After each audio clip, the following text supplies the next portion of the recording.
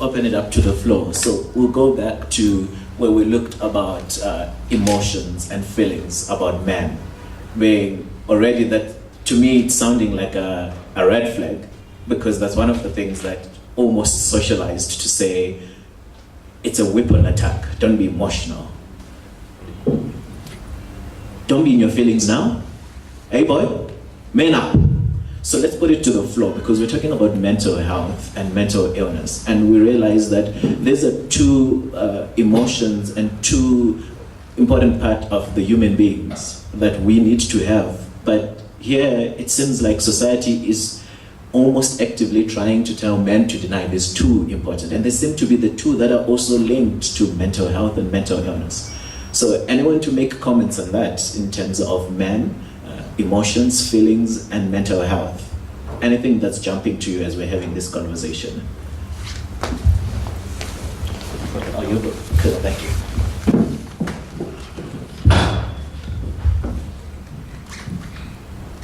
Hi, my name is Lisedi.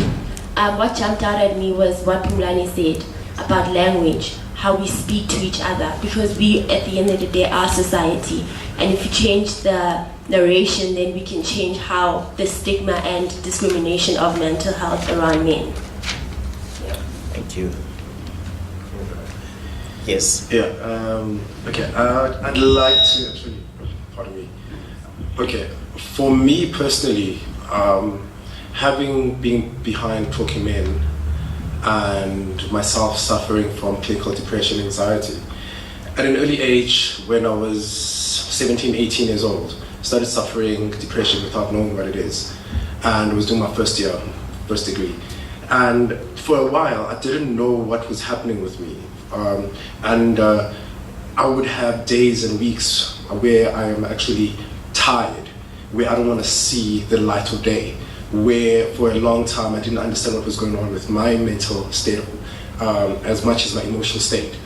And what struck me the most was the fact that I wasn't able to have a conversation or communicate what was going on with me. I was battling with this state of being lost and feeling worthless and in this dark space. And when eventually I did actually speak to a friend, and I think my mom at some point, they didn't understand. I didn't know what it was termed. And I think quite often, mental health is an issue when an individual is not able to understand what is going on in themselves, and thereby articulate what is going on and to seek help. And I think for me, what's most important is to actually try to understand, how does one differentiate between you having just a normal bad day or a week to you identifying that fact that these are signals of depression or signals of mental health issue.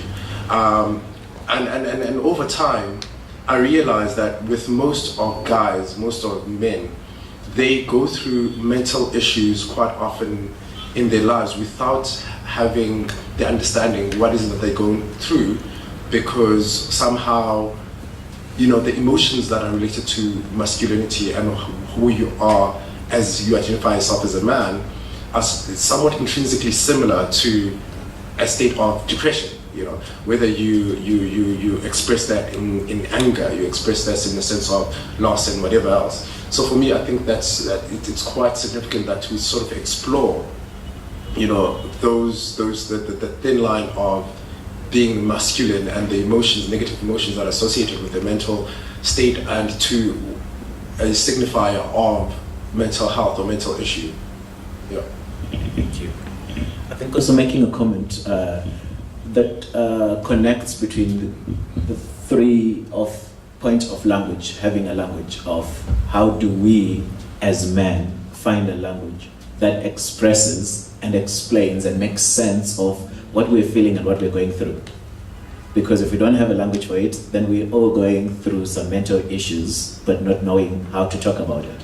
And then also that language, that if it's an undesirable emotion, undesirable aspect, then we tend to shut out. Is there anyone also wanting to make a contribution towards how do we then begin to create this language that helps men, not only in this room, but outside, to begin to break this down. So if you're commenting on what can we do differently, please comment also, not only what we're doing.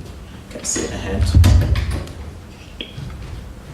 Okay, then is that another hand for net comes? Okay. Okay, cool. So when you're done, we'll pass it on. I think the first thing to do for developing a language is to understand who we are, firstly, because I find that the potential difference, if you can put it that way, the disparity between what we want and what who we are and what we're looking for, sometimes is where the pressure comes and people start pressurizing themselves. And externally, there's a pressure of being a man. We thought you have to be this way, you have to behave in certain. But if you don't have inner peace, if I can put it simply like that, if you don't understand who you are, what you want, and have peace with that, then you will always have, that imbalance within you. So the language must start with you understanding who you are.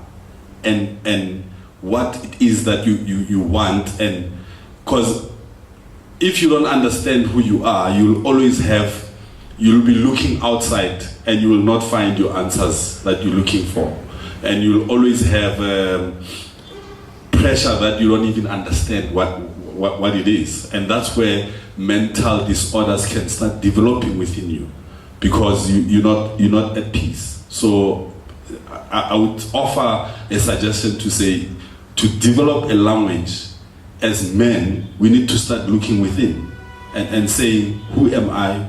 What do I want? Why do I want this? Where am I going? And why am I going there? That's my contribution. Thanks. Hang on to the mic for a second. So what I'm hearing you saying, which is quite interesting, that's coming to my mind, is that while we're all men, but they need to come to a point where you are yourself. Who am I? Not trying to measure up to who men are supposed to be. Yes, not even trying to measure up with what is out there in terms of the ideal lifestyle. This is, as a man, you need to drive this type of car, or you need to have this type of house, or you need to have this type of job, or whatever these definitions might be. Make your own definitions and start measuring yourself against your own potential, Thank you. That's an important point of that. As men, we need to find ourselves first, the self-identity. Right, hello, my name is Charles, and I think this forum and this platform is massive. There's so many ideas that are coming to mind as the different people are speaking, and there's just so many points that we can all touch from based on our walk of lives. From what you were saying now, in terms of finding yourself and that sort of thing, that's something I've started defining as inner bloom, and you've almost got to have that comfortability with yourself before you can attack the rest of what is out there. But based on what I'm hearing at the panel speaking about, sort of my understanding of it is we also live within our South African context, an African context that is patriarchal, and those factors also play a part in how we understand and perceive mental health, and the difficulty with that is, I think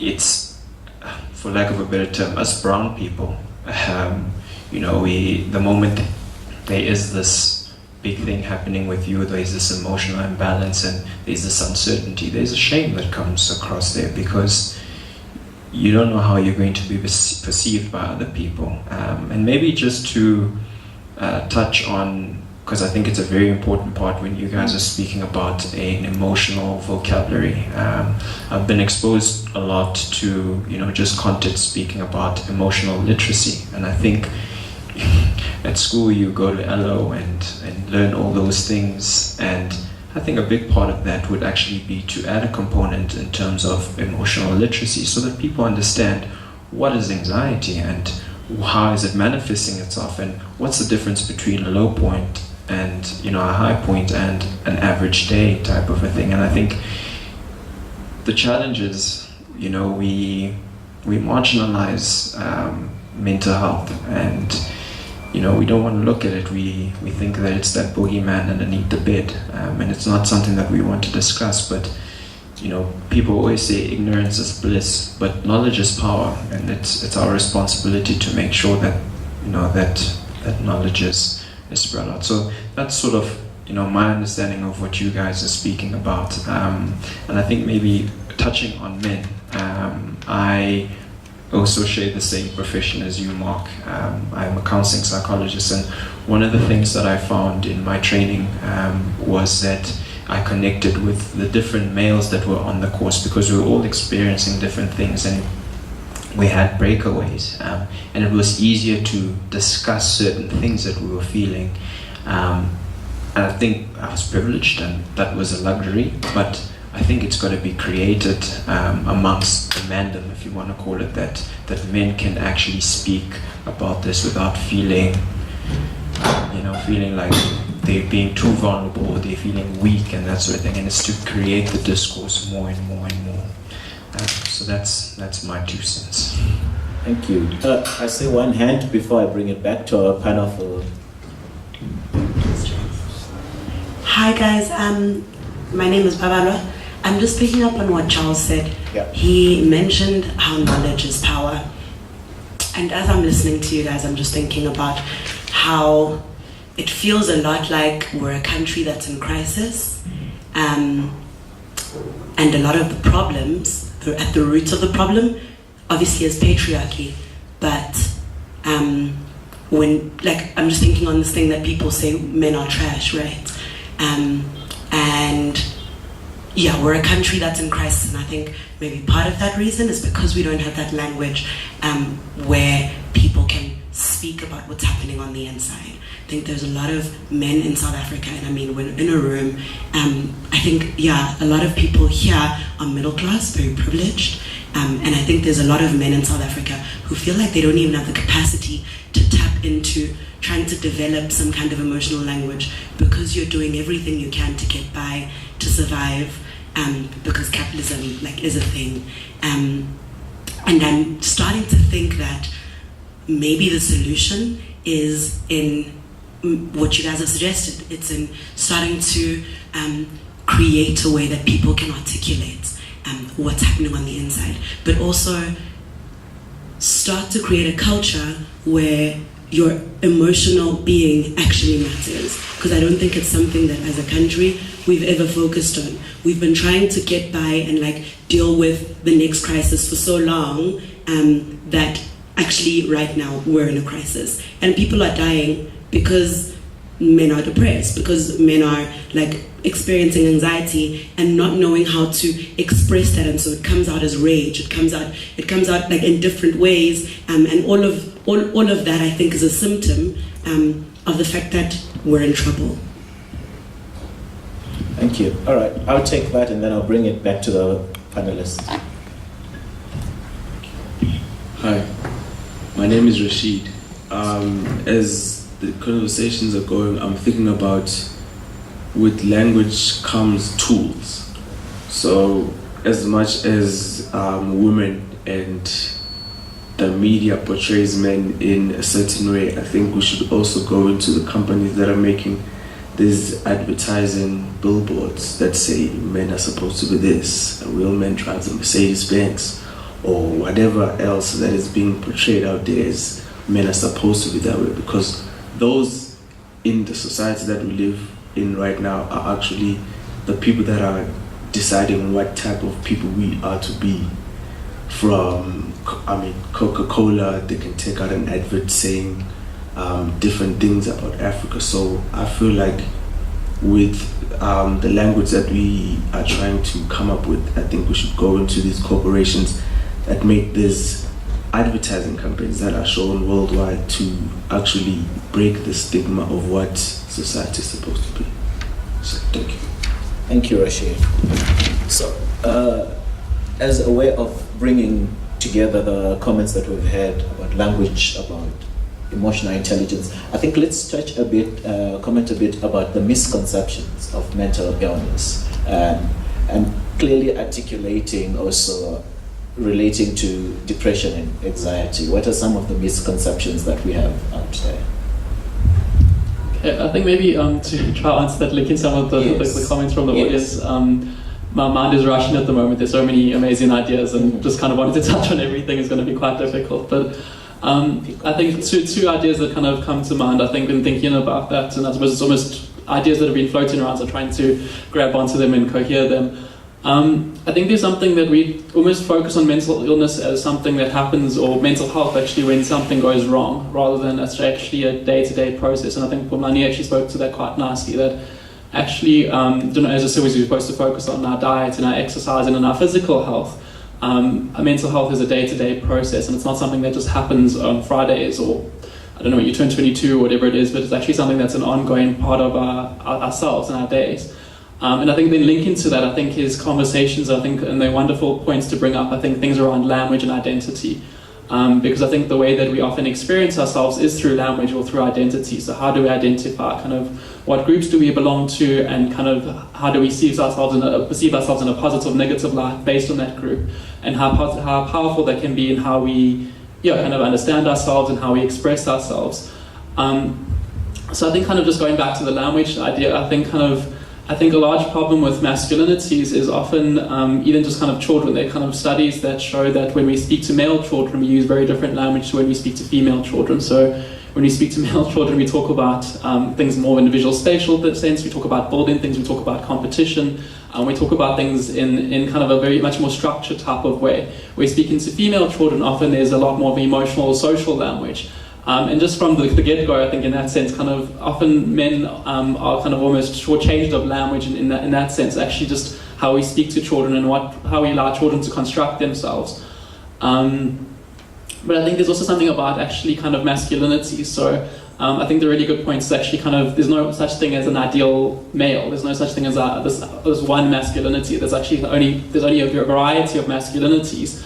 And I think there's something in society that we often do is actually we construct men as a homogenous group. There's only one way of being a man, and anything that is less than that. So I think kind of thinking about how we think about ourselves and talk about ourselves is actually being able to acknowledge that there is a lot of diversity, there's a lot of intersectionality, there's a lot of different ways of being a man and different ways of expressing oneself as a man. And I think kind of that opens up a platform to think and talk about things and to use language actually when you're not just expected to be in one way, but there actually are many different ways of being that might not be less than or more than. But I think another point that was brought up, I think particularly in the South African context, there's something about how we hold on to our identities, or sometimes our identity is the only thing that we have. If someone is very disempowered and very challenged kind of socioeconomically, politically, maybe their masculinity is the only thing that they have to hold on to. So actually, me being patriarchal and me actually kind of holding on to that is kind of really important for me in the sense of my identity, but also that also might shortchange me in other ways. So kind of in order to be the patriarch, I can't be weak, or I can't step back, or I can't go through a period of difficulty. And I think there's something about identity and language that also kind of then limit our experiences. So just remind me of the question. Yeah. So you've touched partly on it, on the misconception of one of it is because I'm holding on to patriarchy as a form of identity. So what are some of the misconceptions associated with mental illness and mental health? Okay, so I think often we assume that only certain people can get certain conditions, where I think mental health is actually quite widespread, that it actually is something that happens across class, across race, across culture, that actually just kind of, whatever kind of societal kind of demographic group you are part of, that mental health is experienced. So I think that is a big one, and particularly thinking about masculinity. And I think almost the way that men sometimes compensate with going through something difficult is they express it in maybe more of a socially desirable way.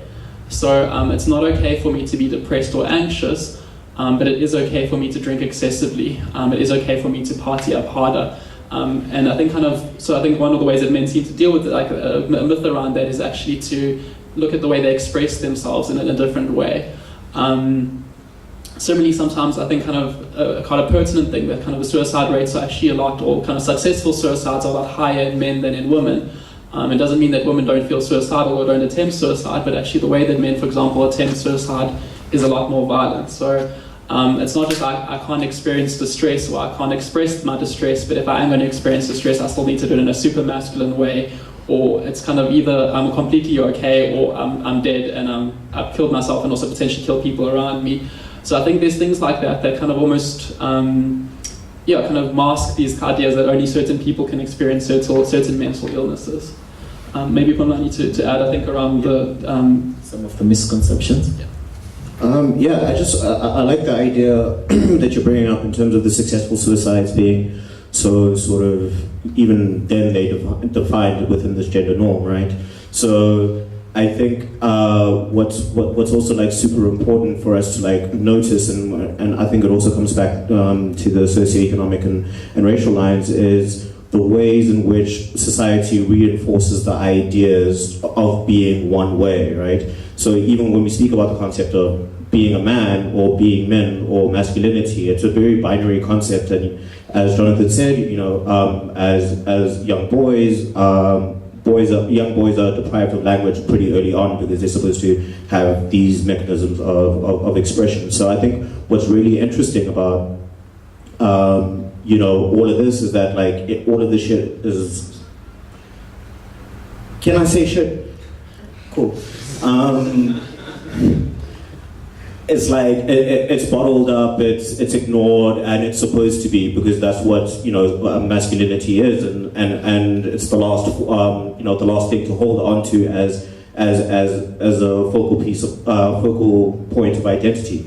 So when all of that goes down, I always find it very, very interesting to sort of try and interrogate it and see exactly like how it comes about. And so for me, I think what's really, really interesting is the idea of shame. Like when you don't live up to any like desirable standards, there's shame, right? And these things are constructed very, very in ways that we can successfully be able to pinpoint in our westernized and Eurocentric sort of view, where you've got the hierarchy of the white like English gentleman right at the top, and then everything kind of cascades down from there. So when we talk about the misconceptions of depression or anything complex like that being for white people, what we're doing is still living and internalizing the same shame that we don't adhere or we don't live up to the same human standards that like a white dude would. So I think those are the very, very important, and that's why I say language is important, because it gives you construction of meaning of the world around you. It gives you an understanding into the way in which you're supposed to, function within it in a normative way. So we need to stay with those interrogations and keep breaking them down to granular points, because I think what we're missing very much is the elementary basis of departure. I don't mean to be esoteric about it, but there's a lot more to being a person than just being your gender. If your gender is all that encases you, then you're fundamentally missing a lot. And I think it comes back to the point that we raised earlier on about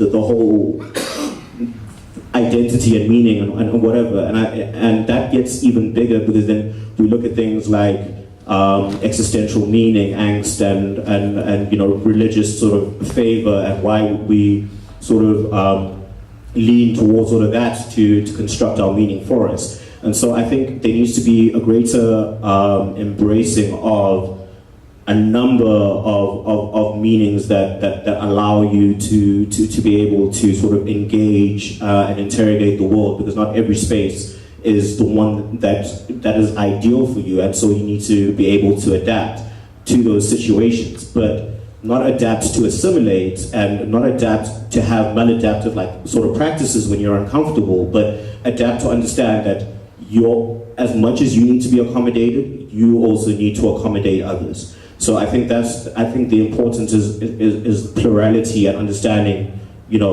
a lot of concepts and a lot of ideas and a lot of things go into behaviors and meanings and the way that one sees oneself.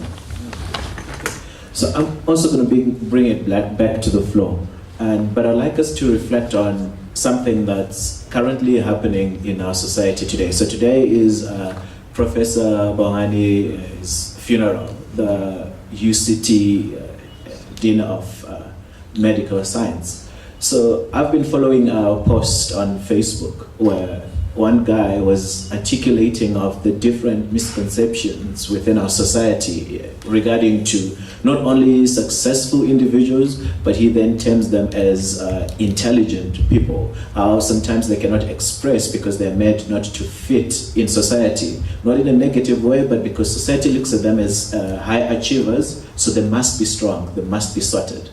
And then one guy, underneath that, within the context, then makes a comment to say, actually, he was a white coconut because depression is for white people, as blunt as that.